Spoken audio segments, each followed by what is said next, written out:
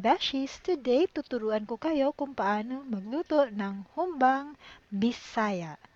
How to cook humba Tony style. Sa mga bago sa akong channel, don't forget to subscribe Tony Time Vlog. Salamat!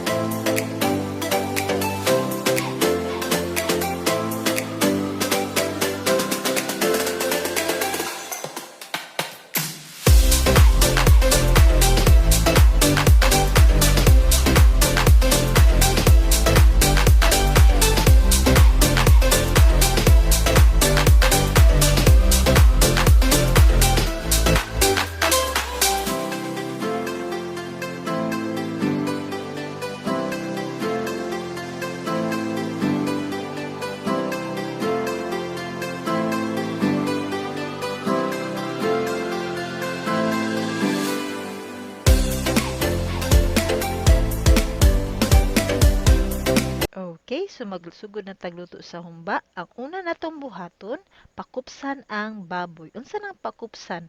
Lutuon sa kaugalingong mantika ang baboy. So tantangon ng excess fat para dili kayo ngilngig ang atong humba. Inig kaluto sa baboy, ibalhin ilain ang baboy sa lain nga kaldero para lutuon ang humba nato. So karon nabalhin naman nato sa laing kaldero ang baboy, butangan na nato sa ahos. Igo-igo lang nga ahos para muhumot ang atoang humba.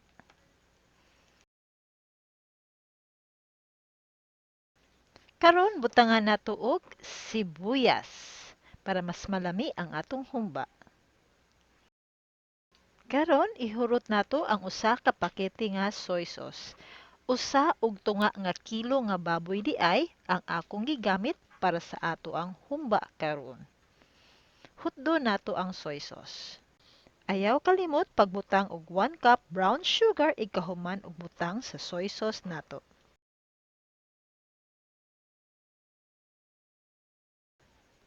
Karon butangan nato og pineapple juice.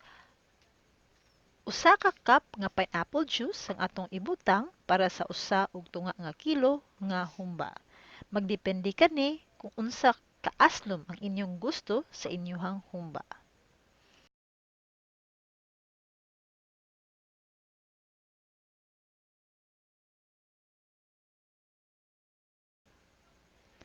Karon butangan nato og 2 ka cup na tubig.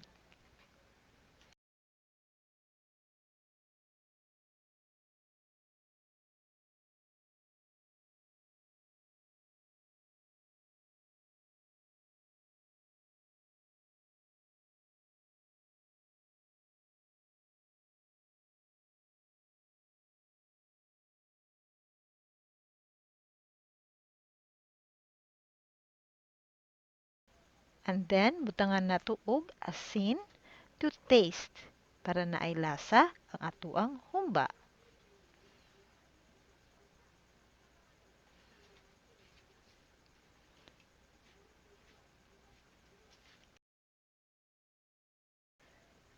Karon butangan nato og ground black pepper para mas lamian ang atoang humba.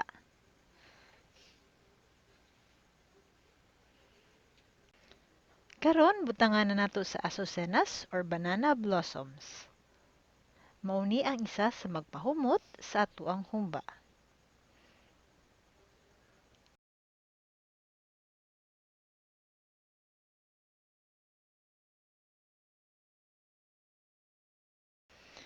Idugang og butang ang bay leaves o laurel para mas muhumot ang humba, star anise,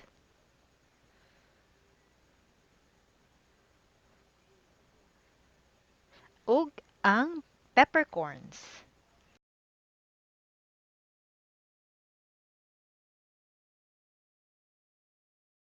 Ibutang sad ang black beans na gi-soak nato sa tubig aron mawagtang iyang pagkaparat.